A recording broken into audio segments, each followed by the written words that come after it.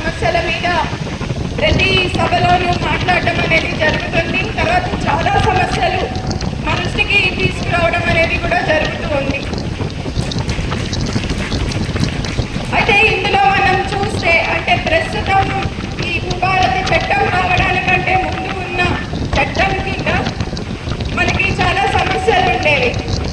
అంటే ఎలాంటి సమస్య అయినా కూడా ఒకటి మా అధికారుల స్థాయిలో కనుక మేము వాటిని పరిష్కరించలేకపోతే తర్వాత మనం చేయాల్సింది సివిల్ కోర్టుకి వెళ్ళడమే అనేది మేము కూడా చాలాసార్లు ప్రజావాణికి వచ్చిన వారందరికీ కూడా ఓకే ఇది మీరు కోర్టులో వెళ్ళి పరిష్కరించుకోండి అని చెప్పడం అనేది చాలా సందర్భాల్లో కూడా జరుగుతూ ఉంది.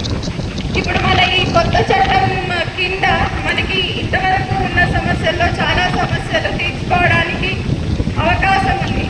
మన గౌరవ ముఖ్యమంత్రి గారు కానీ మన గౌరవ రెవెన్యూ మంత్రి గారు కానీ ఈ చట్టం రూపకల్పన మీద చాలా దృష్టి పెట్టి చాలా సందర్భాల్లో దీని గురించి ప్రజల నుంచి సజెషన్స్ ఫీడ్బ్యాక్ కూడా తీసుకొని అందరితో మాట్లాడి ఈ చట్టాన్ని రూపొందించడం జరిగింది. మొన్న మన ఏప్రిల్